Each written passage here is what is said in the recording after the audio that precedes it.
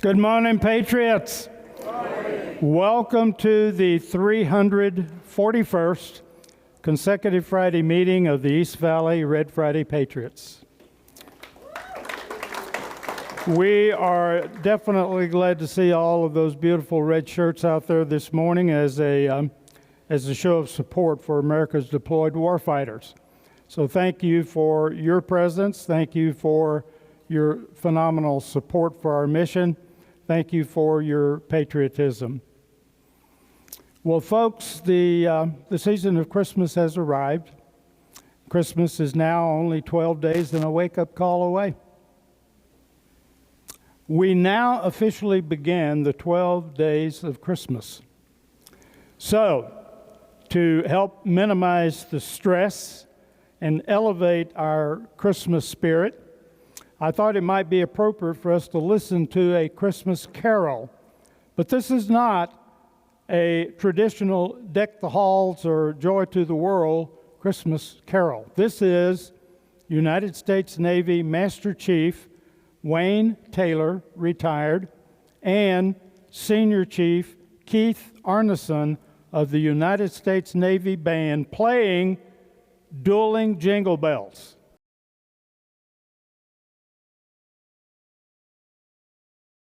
Now, that's my kind of Christmas carol, to say the least. Will you join me for the pledge?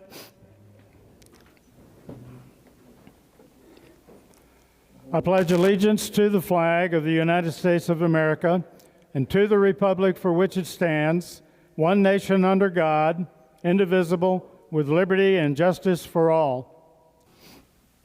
You know, I've been a long advocate of volunteerism. In other words, the offering of one's time, energy, and resources in support of a worthy cause. It's the army of dedicated volunteers in communities across America that deliver countless services and support to our citizens. Ask yourselves, where would we be without volunteers? Well, today I'm pleased to have one such dedicated volunteer share with us a brief overview on a program that she is quite passionate about, that being Wreaths Across America. And the timing could not be better because National Wreaths Across America Day will be celebrated tomorrow, December 13. Nancy Fassbender is an individual who truly represents the epitome of volunteerism. She volunteers her time and energy with numerous veteran organizations and veteran initiatives here in the Valley. Just so happens to be the area coordinator for Wreaths Across America. So here to update us on tomorrow's local Wreaths Across America ceremonies, please welcome Nancy Fassbender. Anyway, let me start talking. This is just mainly an announcement. A lot of you have seen my presentation before. I just wanted to share a few things towards the end of the year. The Wreaths Across America has this year 5,600 locations. Last year we only had 4,900. So that's 700 increase throughout the nation, which is really good because I, as an East Coast coordinator, I'm sorry, I'm an East Valley coordinator, that's better. I decided I wanted to add one more cemetery myself. So this year in the East Valley, we have two cemeteries. One's called Mariposa Gardens, and that's over on 400 South Power. And then Mountain View is 7900 East Main Street. And we are doing both ceremonies at the same time. But I want to thank you all because you have helped out quite a bit for the sponsorships. And we have over 4,900 veterans this year, just in the Mesa area and stuff, that we have been able to cover. Plus, we have 2,000 wreaths that we're going to honor up in National Cemetery in Phoenix because we had that many people participate this year. And each year is a challenge, I'll tell you that. And we have successfully, for the last 5 years, been able to cover our cemeteries here in the East Valley. But a lot of you don't know this, and Wreaths Across America, after we send in our money for sponsorships, they decide to donate $5 for a wreath that we have sponsored back to the veterans community. So we have been very fortunate to be able to help out our local veterans community. We've helped out with service dogs for veterans and their family, food, gas, housing, rent, anything to help a veteran who is in need. On December 12th, no, I back up for a second. December 11th, which was yesterday, our wreaths came in. And we had a few people welcoming our wreaths in. And I don't know if, do we have? Well, you were gonna run it, but I'll do it. And so we had this they're all ready in boxes and stuff like that. So today at 3 o'clock, both cemeteries, we will open boxes and unpack the wreaths and fluff them up and make sure that they look presentable. But one thing I would like to caution you, if you are coming out at 3 o'clock, bring your lawn gloves, because these wreaths are live, and you don't want to get stuck in some things.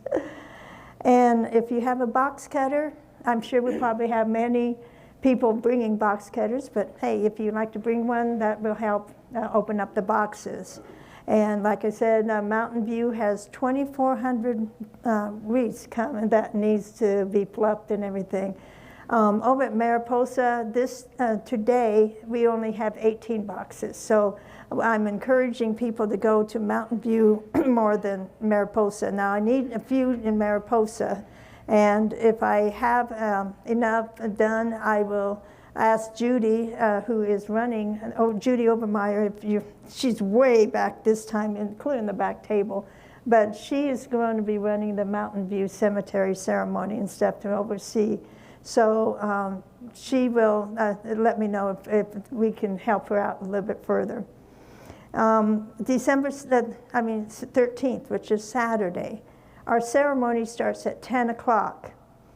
And that's exactly at 10. I'm just like Dick. I want it to start at 10 o'clock. It will start at 10 o'clock. And the Mariposa Gardens and at the Mountain View at the same time. We encourage you to bring a lawn chair, because not only do we do not spend money for renting chairs. All the money goes to wreaths. Anyway, so bring your lawn chair for the ceremony, as well as Texas Roadhouse and the VFW 7968 is going to furnish us lunch. And also, let's see, and this is pretty much an example of what we do in for fluffing the wreaths. Okay, thank you. And here's what it looks like after we take them out of the box and tidy up the bows and stuff. And I'd like to show you a short video what we did a couple years ago in Mountain View. Go ahead. Okay. Oh, who is that good-looking guy? That's okay. We'll talk about him. We'll talk about him. Let's talk. Whoa. Let me keep going. No. Let's go back. I'll talk about him. I want to talk about Jim. We have speakers during our ceremony. And Jim has graciously, Jim, do you want to stand up and take a bow for your president? So everybody knows who Jim is. He's going to be a speaker at Mountain View Cemetery. So those who are going to Mountain View, please give him a ones up when he gets done with his ceremony. This is his first time, so I'm really happy that he's volunteered to help us. And go ahead to the next one. This is Rick Kryberg. He has been a speaker here for R.E.D., and he's going to be my speaker over at Mariposa. And we'll have bagpipes and JOTC, and then the veterans, a few veterans I have selected, will be carrying a wreath to honor the service flags, and then I match them up with a child. And those children are just as wide-eyed as can be. And they, they really enjoy carrying the wreath and learn about the meaning of veteran. So those veterans that are here today, would you like to stand up and who are in our ceremonies? Bob, I know you are, and Don, yeah, and Mike, and Ken, yeah. Dick, did you stand up by chance? You're going to be part of the ceremony too. Yes, ma'am. Yes. And you saw Chip. He was a speaker one year. That is, I believe, in 2023. And of course, I'll deal with Ken later. The thing I would like to tell you about is we needed a tomb for the unknown soldier at Mariposa. And so I went to Ken, and Ken, over here, Ken, would you like to wave your hand? Not your head, but your hand. And Well, there's more than one Ken in here. yeah, Ken is the draft person. He drew up the plans. I told him what I wanted, and he took it underneath his engineering skills and really did a good one. And I'll show it to you. Well, Which one were you ready for? I wasn't ready. Anyway, and then I went to a Home Depot. Going through on its own now. Well, you got to stop it. I don't know why it's doing that. Anyway, and so I asked Dick, and I said, hey, who's a good person to do it? And Ken O'Neill, he's not here, I don't think. Ken, are you there? No. Ken O'Neill, you're gonna, when he comes up next Friday, you're gonna have to thank him because he did a gorgeous job on that. And then I needed the lettering on it. And so I went to Mesa Marketplace and found, her name is River with the RS Laser Arts. And between them, all three of them, they got a very good one. And this is what it looks like. And it says, here in his honor glory lies an American soldier known but to God. And so that is what's going to be at Mariposa. And they arranged it so that way it can be stored inside one another. So, and in the middle of the top one will be a wreath that we will present during our ceremony for this headstone. And also, it's the reason why we do this is honor our interred veterans, because I believe that a soldier never dies unless he's forgotten. So I believe in that. A soldier never dies unless he's forgotten. And so that's what it is on that. So that's any announcements that I need to answer, or I mean, any questions or anything like that? Logo? I will. Yes, Pam. Yes, that's next. That's next. Okay. Now, we have something going on, and this is a short period of time. You can put it up, yeah. December 13th, which is Saturday, through the 31st, we only have 2 weeks. And the Wreaths Across America has said if you sponsor a wreath, they will match it. So any amount of wreaths you like to sponsor, they will match it. Last year, we had about 1,800 wreaths that were doubled. So that really helped us a lot. That's how come we were able to help the National Cemetery as well with our donation. And you can either fill out the check to Wreaths Across America and give it to me, or you can get online and do that, and I can help you. Another thing a lot of people do not realize is if you have grave specific, you know somebody that it may be a different cemetery, or even in the same cemetery, you want to personally lay a wreath, I can help you with that. If they are in the Wreaths Across America program, which, like I said, it's growing every year, I can help you do grave specific, and we can order a wreath for a volunteer. If you were unable to lay it or yourself, you can always order one. You cannot imagine how many pies she's got her fingers in all across this valley when it comes to our veteran program. So thank you, thank you, thank you. In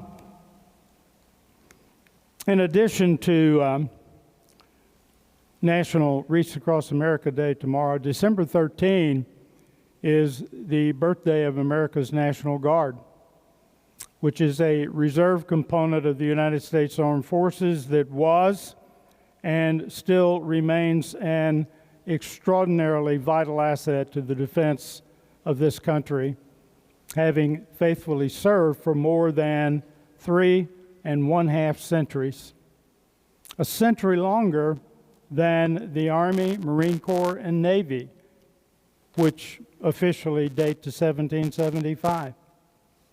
Furthermore, today, December 12, is the 249th birth date of the United States Cavalry, a branch of the Army with a long and glorious history. I thought it was only fitting that we identify a keynote speaker for this commemoration who has served on both active duty and the National Guard, and someone who has experienced a broad scope of assignments.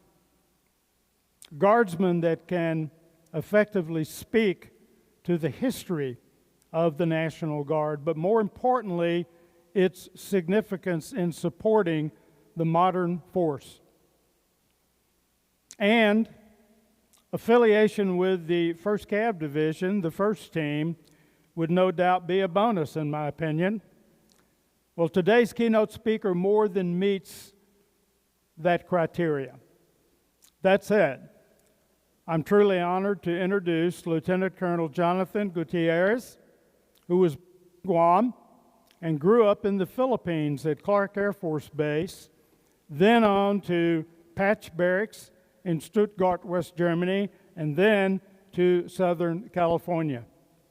He's a graduate of the East Texas State University, class of 1996, where he earned his commission in the United States Army through ROTC. His first active duty station was in the heart of Texas at Fort Hood, where he served a 4-year period from 1996 to 2000 with the 1st Cavs Division's 615th Aviation Support Battalion, 4th Aviation Brigade, and the 15th Forward Support Battalion, 2nd Armored Brigade. He served as a platoon leader, a company executive officer, a battalion deputy operations officer, and a battalion logistics officer. He deployed to Bosnia-Herzegovina in 1999 for Operation Joint Forge and was in Bosnia during Operation Allied Force, the NATO air campaign against the former Republic of Yugoslavia in support of Kosovo.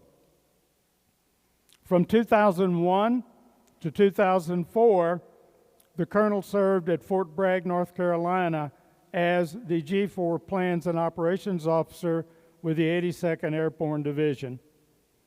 In 2003, he deployed and participated in the invasion of Iraq and returned to Iraq during Operation Iraqi Freedom Phase 2. Pardon me. After separating from the U.S. Army for a 5-year break in service, the colonel joined the Arizona National Guard. As a guardsman, the colonel has served as an infantry headquarters and headquarters company commander, assistant brigade operations officer, brigade logistics officer, and executive officer for 4 different battalions, the director of military support during the Arizona National Guard's support of Super Bowl 58 in Glendale, and battalion commander of the 153rd Combat Sustainment Support Battalion. During the period 2012 through 2013, Colonel Gutierrez deployed to Zabul Province, Afghanistan, as a member of a 12-soldier Advise and Assist team for Operation Enduring Freedom, with a mission of advising provincial-level Afghanistan uniformed policemen. Colonel Gutierrez currently serves as the garrison commander for Papago Park Military Reservation in Phoenix, and as the deputy commander of the Arizona Training Center. He is the recipient of numerous awards and citations, to include the Bronze Star Medal with Oak Leaf Cluster, the Meritorious Service Medal with 2 Oak Leaf Clusters, and the NATO Medal. Ladies and gentlemen, please give a warm welcome for Lieutenant Colonel Jonathan Gutierrez. Good morning, everybody. How are you doing today? Great. I want to thank you, Sergeant Major and Ms. Fassbender, for coordinating this. Put my readers on here. Good morning, ladies and gentlemen. On behalf of Brigadier General Conley, the Adjutant General of the Arizona National Guard, and Brigadier General Murdoch, the Land Component Commander of the Arizona Army National Guard, it's truly my honor to be here talking to you today about the different subjects that we'll cover here. Let me also start by saying thank you for your support to our country and to the United States military. Your support truly means a tremendous amount to the service members around the world. It's a true honor to be here with you today. Thank you for this opportunity to brief you on these interesting topics that we'll discuss here in just a second.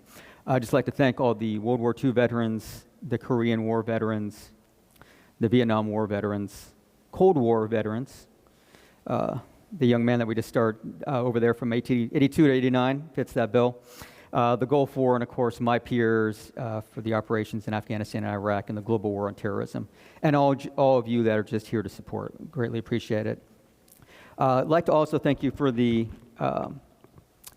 headset here, Barry, because as a battalion commander a couple years ago, I had to speak in front of my battalion, just maybe a couple hundred people in a large room like this, and I was given a microphone and a cord.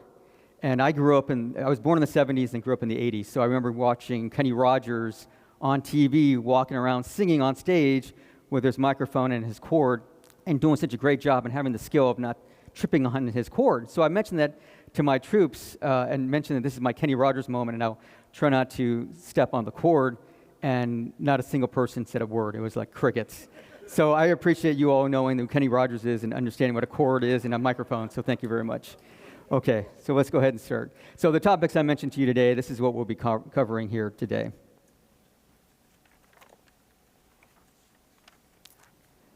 Okay, as Sergeant Major mentioned, we have the birthday of the National Guard, which started in December 1636, and as Sergeant Major mentioned already, well before the country was born, right?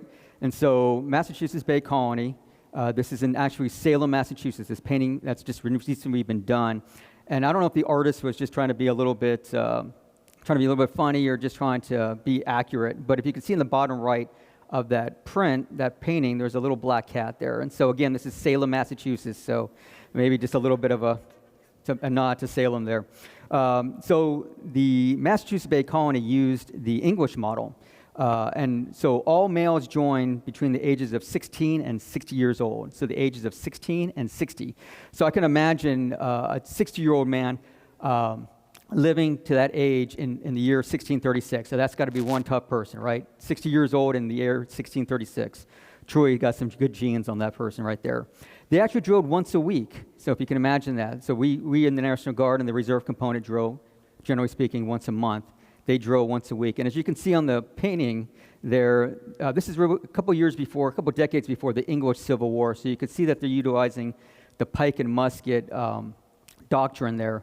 And so you can imagine they had to build that muscle memory of placing the stick, the base, and then placing the musket on there, and then going through the process of aiming and then reloading. It's all kind of muscle memory, so which is why they drilled once a week. And as you see with the brand of the National Guard, you'll see that it's a Minuteman with a plow, because again, for the reserve component, we're not a full-time force, right? We have other jobs, just like that farmer did, right here in Massachusetts. So the militia is what they called it back then, participated in all the major conflicts of the country before and after the country was born. So the 7 Years' War, which also was called the French and Indian War, of course the Revolutionary War, the War of 1812, the Mexican-American War, the Civil War, and of course the Spanish-American War. And as you know, the Founding Fathers wanted the standing army to be small, to just deal with local issues. And so whenever the country did go into some kind of a conflict, they had to quickly enlarge, and the way that they were to do that was through the militia. And so that's how that kind of started the process. Until 1903, when they created the federal government created the Militia Act, which federalized the state and territorial militias. And so they created the one standard, which is the Army standard, same training, same organization. Everything was the same. There was no changes. And so to give you a better example of what I'm talking about, if you ever look at pictures of the Civil War, you'll see some regiments in the Army that had a little bit of flair to them. And so if a person with a lot of money wanted to create his own regiment in a state or territory back then, they could if they had enough money, and they could outfit them with whatever arms, equipment, and uniforms they wanted to. So you'll see in some of those pictures in the Civil War where you had states like New York and Louisiana, which had regiments of Zouaves, which were, if you ever seen them, they have the very balloon pants, trousers, a very short coat, and a little bit of a fez top. They're from North Africa, and they're French colonial troops. But those individuals that wanted to create these regiments thought that they were kind of nice, so they created those regiments. And then also in New York and Georgia, they also had what they call hussars, which were from Hungary. They were a light cavalry, which had a more of a curved saber, and they had kind of the same type of hat, a putt hat, and then they also had braid coming through here, very like a European flairish type of thing. And so that was not part of the typical Army organization. So all that went away in 1903 when there was the Militia Act, which federalized the state militias to be one organization, as one standard, if you can understand what I'm saying. So let's go ahead and talk about the Arizona National Guard here. So the Arizona National Guard was created on 2 September 1865. They first mustered at Maricopa Wells, which is in the present-day town of Maricopa, just down the road here. The unit's main objective was to fight the Apache and Yavapai tribes to bring peace and stability to the territory during the post-Civil War era. The force was made up of mostly Native American tribes, including the Pima and the Maricopa, as well as Mexican Americans, some of whom were already skilled in fighting the local tribes. After the Militia Act of 1903, the 1st Volunteer Infantry was redesignated the 158 Infantry Regiment. During World War I, they were mobilized and traveled to France, but did not serve in the front lines. They were providing replacements for units that were on the front lines. During World War II, the 158 Infantry Regiment was mobilized and deployed to the Panama Canal Zone to defend the canal from Axis forces. While there, they conducted extensive jungle training. Their nickname, the Bushmasters, derives from the Bushmaster snake that resides in the jungles of Panama. It was due to this training that General Douglas MacArthur specifically asked for them to be assigned to his command in the Southwest Pacific Theater due to their unique jungle skills. The painting on this slide right here is of the 158 Infantry Regiment fighting in the Southwest Pacific Theater in World War II, where they gained acclaim for their fighting prowess. General MacArthur, at the end of World War II, famously referred to them as no greater fighting combat team has ever deployed for battle, which is quite the honor. The unit deployed again on the global war of terrorism and during Operation Enduring Freedom in Afghanistan in 2007. The Bushmasters returned to Afghanistan in 2018, and then they just returned last year from a deployment to the greater Middle East. All right, so let's talk about the Arizona National Guard and the Department of Emergency and Military Affairs.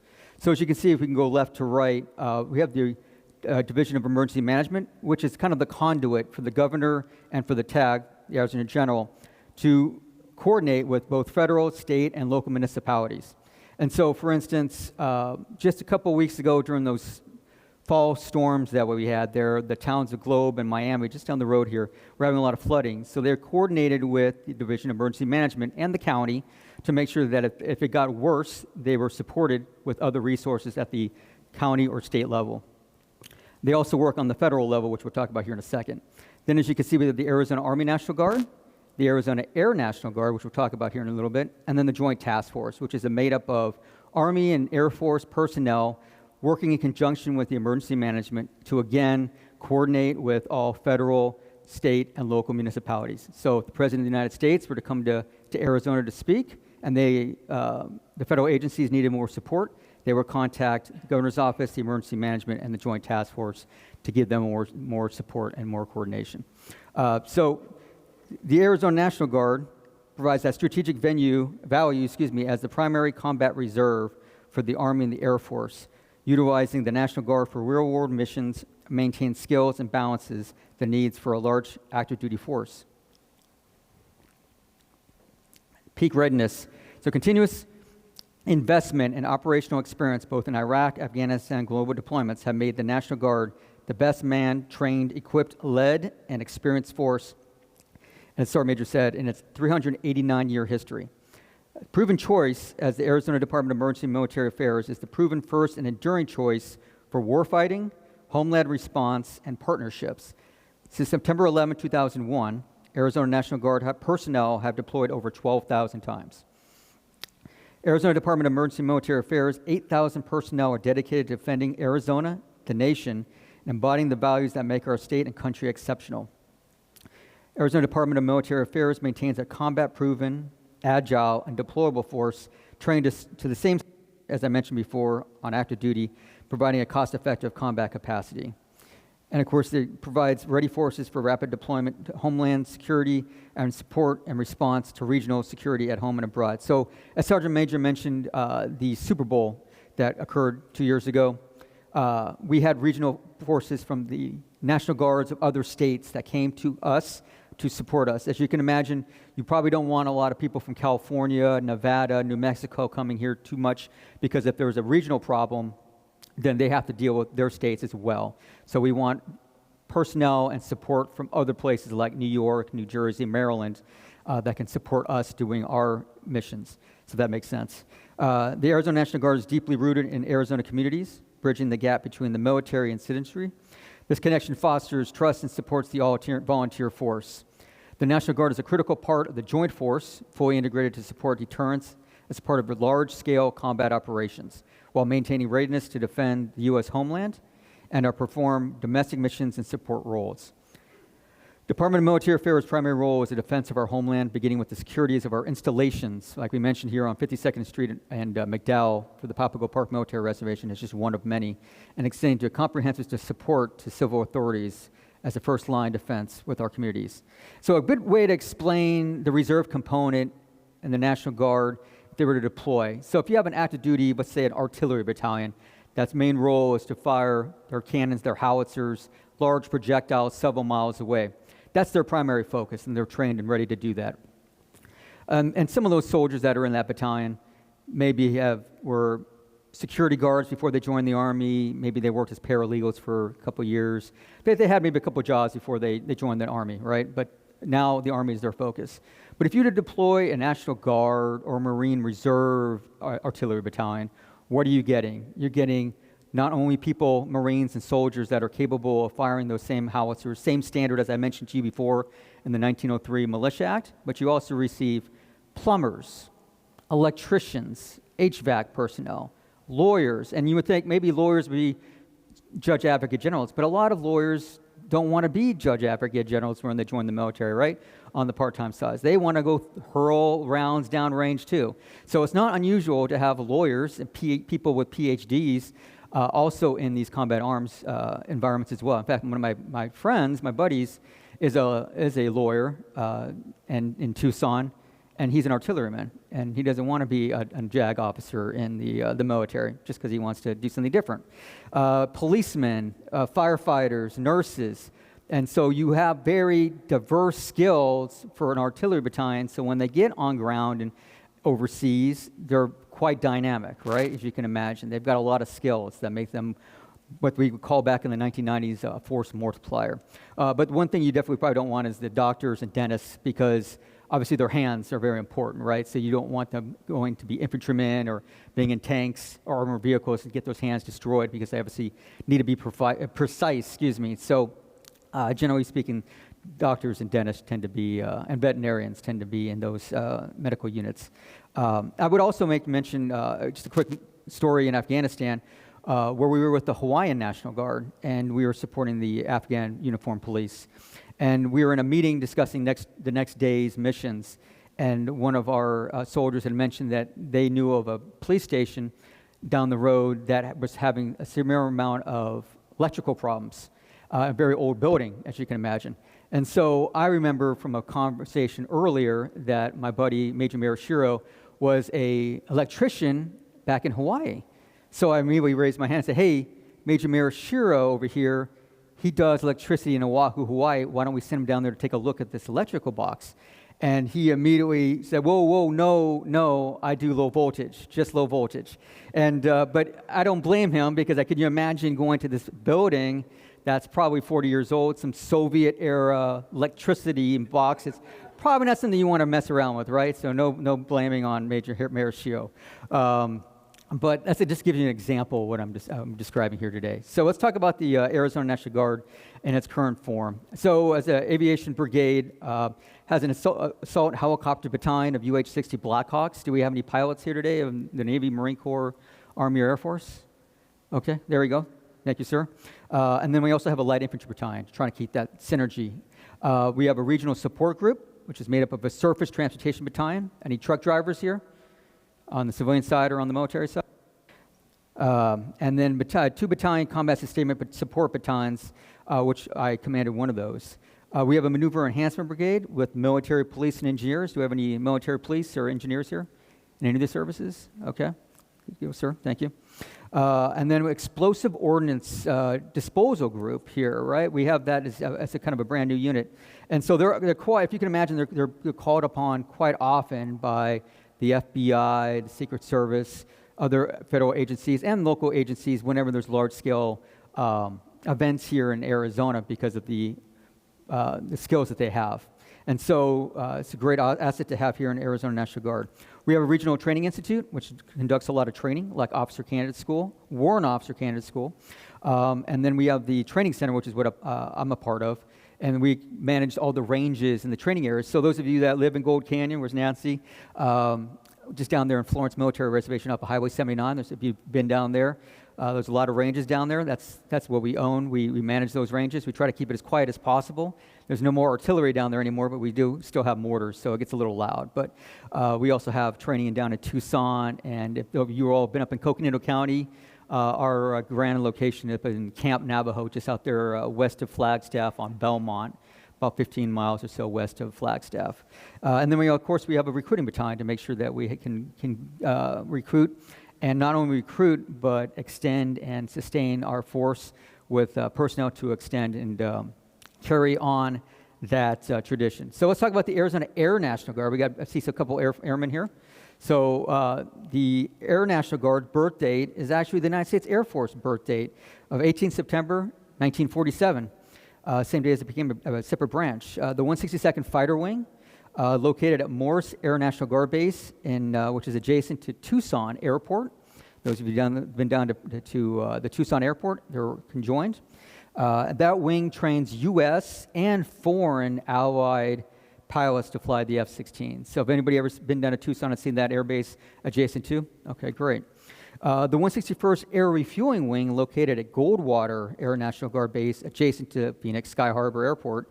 I'm sure you've seen a lot of them, or you've seen them when you take off a land over at Sky Harbor. Is that you all are seeing them over it's got the Copperhead written on the hangars there.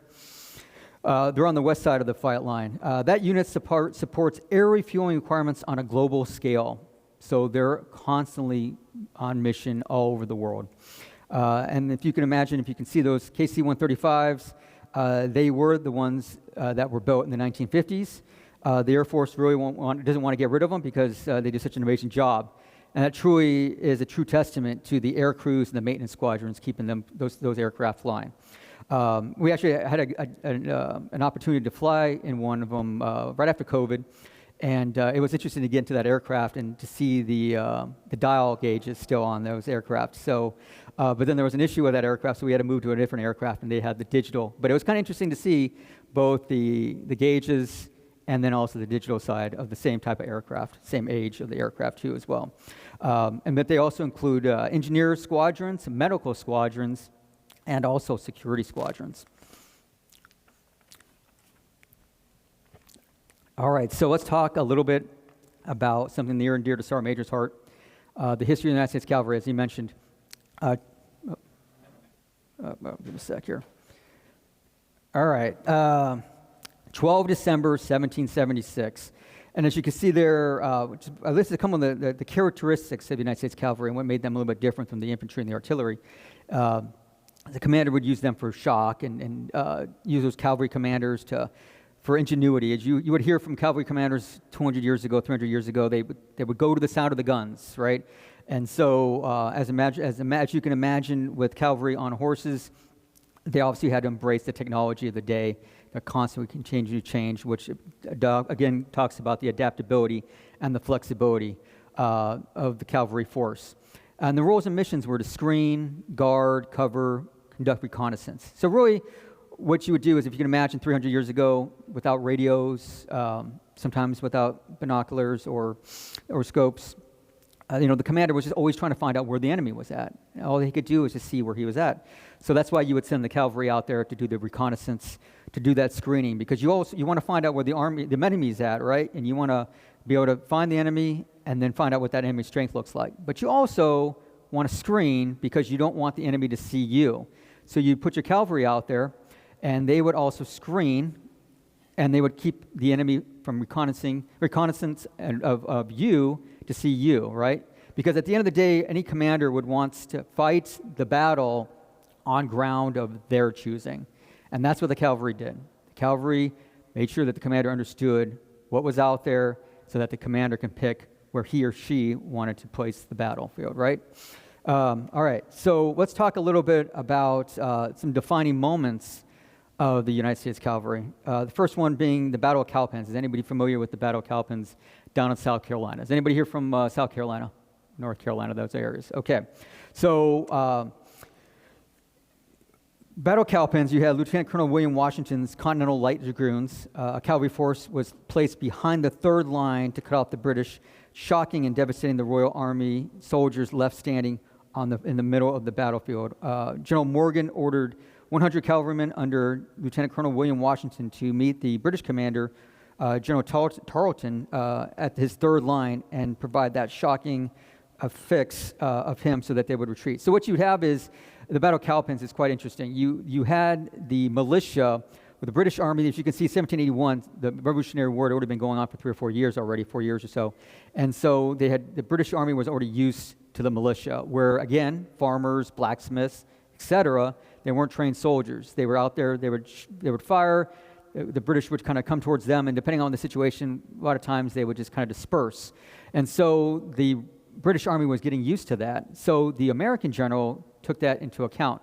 So he put his militia in the front line, and then there was a little bit of a rise. So he put his Continental regulars, his regular army soldiers, behind it, so where the British could not see them. So, and then he put the cavalry to the back and to the right. And so as the British were moving forward, the militia were to fire 2 volleys, and then they would disperse, like always, kind of, sort of. And so the British saw that, and it's the typical, let's get after them. And so they kind of broke ranks, and they started charging towards the militia, because the militia started to flee. But when they crested that rise, that's when they met the Continental regulars, right? And then that's when they were dispersed, because if you mentioned the doctrine of the day, it was everything about lines, right? Which is why they were in red coats, so that you could see them through the smoke. And so as they crested that line, as just this gaggle, they were immediately brought to bear with musketry from the Continental regulars, and they were obviously shocked. And then they started to back up, and then that's when the American commander unleashed his cavalry to then shock them while they're already in disarray, and they started to flee the battlefield. And so that battle then led to General Cornwallis, the overall British commander in the southeastern part of the country, to then start moving away from the Carolinas. He had enough of the Carolinas if you're familiar with Francis Marion and the Swamp Fox, he had enough of Carolinas, so he started moving up. He fought at the Battle of Guilford Courthouse. He won that battle, but he wanted to still get out of Carolina. So he ended up going to Virginia, to Yorktown, on the peninsula of Yorktown, because he had the British Royal Navy there on his back. And so he put his defense there. General Washington and the French forces came down from New York, and they surrounded him on that peninsula, but then the French Navy came in and defeated the Royal Navy. So that way, General Cornwallis, was now surrounded by the American and French forces, which his surrender eventually led to the end of the Revolutionary War and the start of our country. So as you can see, that little battle, though it was kind of small, led to a bigger piece. So you all are experienced enough to know it's the little things in life that lead up to big things, right? So let's talk about the first day of the Battle of Gettysburg in Pennsylvania in 1863. The Union commander identified key terrain and defended that until infantry and artillery arrived, denying the Confederate forces from seizing the high ground. This high ground dictated the remainder of the battle and helped secure a Union victory. So those of you that are familiar with the Civil War know that just horrible amounts of battlefield defeats throughout the war because of numerous amounts of charges against forces that were entrenched on the high ground. So when the Union cavalry commander, General Buford, saw that the high ground was there, the Confederate forces were on their way up the road, he seized the high ground. He kept the high ground until, with cavalry forces against Confederate infantry and artillery for a better part of a day. So great job on that. And that really led to the battle, the rest of the 3 days of that battle, which is really the Confederates trying to seize the high ground for the rest of those 3 days. So that battle, between that and the Battle of Vicksburg, were really the turning points of the war. And then let's run over to World War II, where we talk about the 1st Cavalry Division and the flying columns, where you had to rapidly seize the city of Manila and free the American prisoners of war. These fast-moving reinforced combat teams from the U.S. 1st Cavalry Division. Am I getting some feedback here? Just keep talking. Yeah, right. To rapidly seize the city of Manila and free the American prisoners of war. These fast-moving reinforced combat teams from the U.S. 1st Cavalry Division specifically organized for the rapid push into Manila in February 1945 to liberate prisoners of war and secure key locations in Manila like Santo Tomas. The Japanese forces were trying to build it up before the Americans were to get there. So Brigadier General William C. Chase built these columns composed of cavalry, tanks, artillery, and infantry, and they raced ahead of the main forces, utilizing trucks and infantry vehicle carriers, completing their critical mission with daring maneuvers, famously rescuing these internees and these prisoners of war that were still in Manila from the Japanese. So as you can see, we talked about ingenuity, taking an organization that didn't really work together per se, and putting them all in these small units and putting them on trucks and tanks, infantry on tanks, and just quickly making their way down to Manila, really not worrying about their flanks, just taking down the road and driving to Manila as quickly as possible, because that was the mission. Don't worry about the enemy, we'll take care of the enemy, just get to Manila. So they drove straight to Manila to liberate those prisoners of war that have been there since January, February of 1941 and 1942. So great job on that. And then the Battle of Idrang Valley, I know we have several Vietnam veterans here today, so thank you for your service. To all the veterans here, thank you for your service. So one battalion of the division, 1st Air Cavalry Division, used the mobility of their helicopters to shock and attack and destroy a North Vietnamese regiment located in this remote mountain valley. This regiment was 3 times the size of the American battalion. And so if you can imagine, if this was just a regular infantry division, to get to this remote valley, they would require to either walk or take trucks, right? And so the enemy would be able to see and hear you after such a long time of walking and driving on those trucks to get there. So they would be prepared to receive you and to destroy you. But in this battle, they used helicopters, internal organized helicopters, and with that shock, which I mentioned to you before. So out of nowhere, these helicopters landed in the landing zone in this remote valley and really shocked the North Vietnamese that were there, because they obviously didn't know they were coming, because they didn't hear anything, they didn't see anything. So it just gives you another idea of, again, the ingenuity, the mobility of cavalry, whether it be horses or helicopters or trucks. You see where that kind of mentality kind of goes there. And let's talk about the last battle, the Battle of 73 Easting, those of you that are Gulf War veterans that are here. Could I see any hands of Gulf War veterans that are here? There you go in the back. Thank you, sir. So a cavalry troop, right? So about 90 or so personnel from the 2nd Cavalry Regiment from Nuremberg, Germany. Anybody served in Germany here. All right, remember Nuremberg down south? There you go.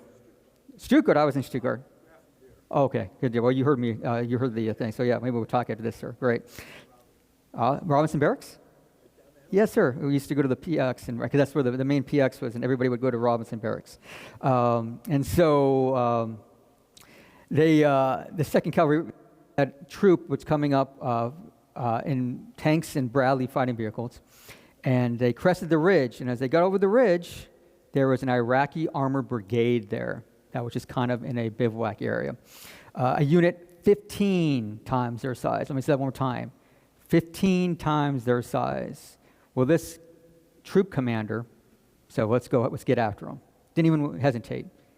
Just tore into this brigade of Iraqi armor brigade, destroyed them. But having the audacity and creating that shock that I keep mentioning to you before, just through skill, determination, and taking the initiative, destroy that Iraqi armor brigade. And you actually all pretty much know this individual, this troop commander, because fast forward to 2018, 2019, this captain, at the time captain, now Lieutenant General, was President Trump's national security advisor in his first term of office, Lieutenant General H.R. McMaster. So if you remember General H.R. McMaster, he was a young captain, troop commander, that destroyed that Iraqi armor brigade with about 80 or so of his troops. So a couple thousand versus less than 100. So great job, right? It's that American spirit. So let's talk, unfortunately, as Sergeant Major and I were talking about on the phone a couple weeks ago, the current situation in the United States Cavalry. It's been significantly reduced. There are three remaining cavalry regiments left in the United States Army, in name only, unfortunately. They don't have cavalry organization. They don't have cavalry missions. They're really performing, one of them is conducting training just down the street in the National Training Center in Fort Irwin, California. They're the opposition forces. They tend to be the enemy.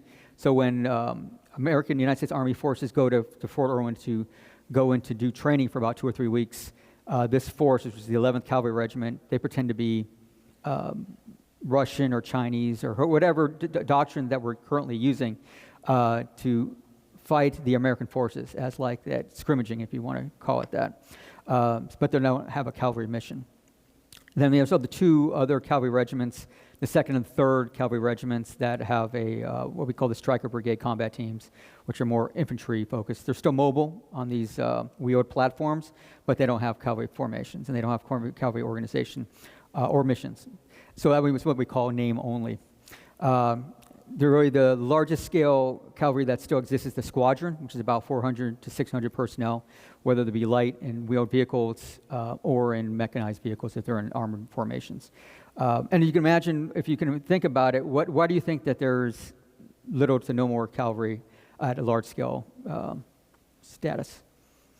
Yes, exactly, sir. Because now with drones, with the Air Force, the Navy, and the Marine Corps flying above us, and of course now with the Space Force and the satellites that are out there now, commanders sometimes, depending if everything works, right? If everything works, they have that real-time ability to see where the enemy's at, which is really, again, what the cavalry's requirement was, even back to 1991 with H.R. McMaster in the Battle of 73 Easton, trying to find the enemy, right?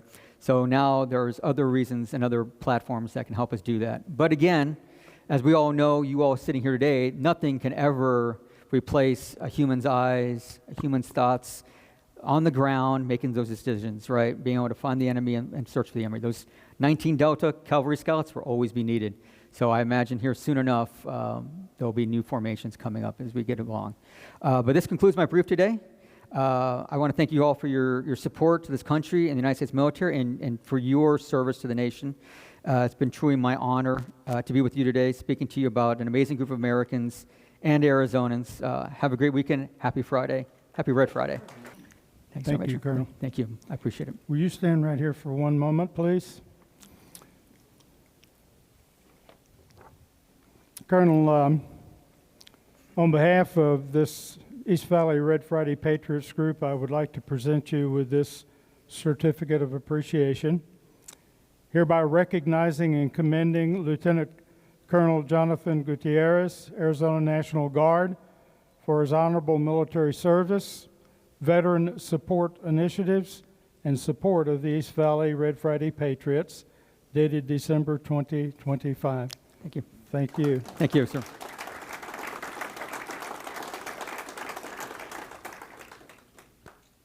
Thanks, Richard. And one other thing. This is a Red Friday lapel pin, which you will see some of our folks here wearing quite proudly. I'm not going to put this on your uniform, but when you are in civilian attire, we would appreciate tremendously if you would add this to your collar or to your lapel and put a good word out there for our East Valley Red Friday Patriots group. Give us a little promotion. Absolutely. My honor. My Thank pleasure. you. Thank you, sir. Appreciate it. Thank you, sir, Major. Appreciate it. Thank you so much. May I have a hoo-ah for this gentleman? Whoa. Thank you so much, Thank you, Colonel. sir, Major. Appreciate it. The Colonel was talking a little bit about the history of the United States Cavalry, and we do have some cavalry folks here. May I see the hands of those of you who served in Cav at some point? 1, 2, 3. We're 4 back here with Bruce. So we've got 4 Black Hat qualified folks here, which is a bit unusual to take into consideration where the Cav is now, with far less emphasis on their original mission. However, Colonel, this is good news for us old cavalry guys.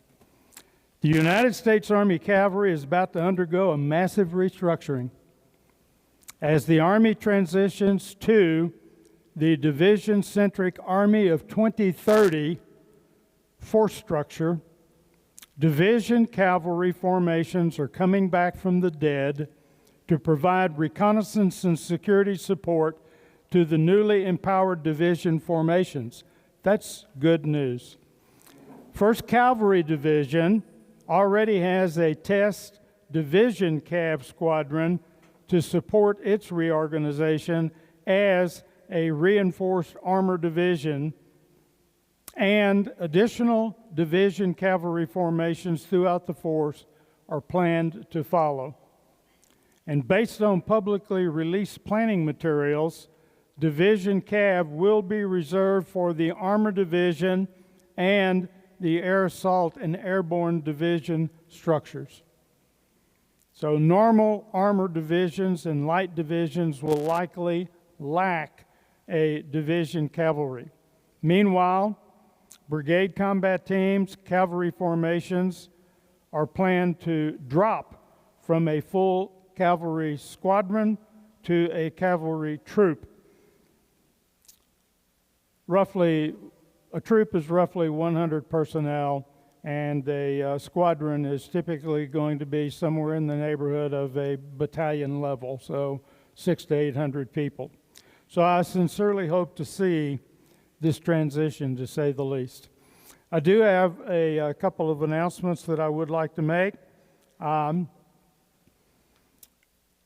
If you did not pick up at the beginning of the meeting shirts that you had ordered, Red Friday custom shirts, Barry, have all of them already been picked up, or do you still have some?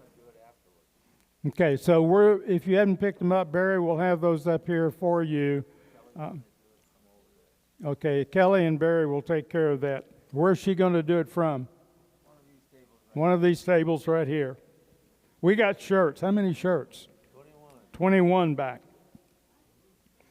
Also, I want to advise that we do have an upcoming guest speaker for the 19th of December. We certainly hope that you plan to attend, and we will have a meeting right here the day following Christmas on Friday.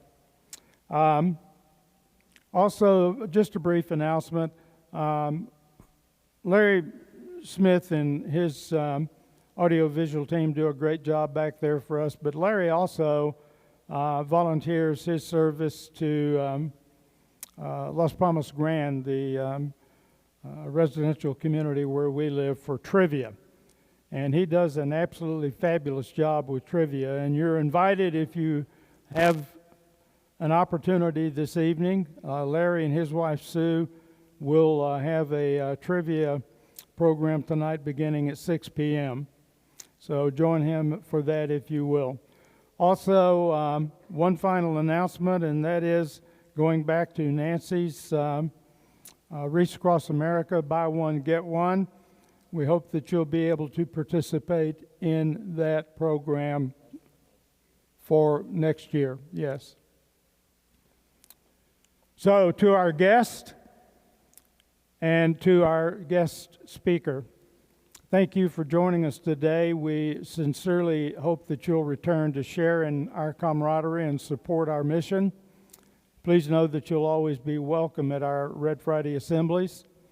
And as a final reminder, let us not overlook the importance of the Red Friday mission to keep our deployed fighters in our thoughts and prayers, and to continue to demonstrate our support for these fine men and women. Enjoy your weekend.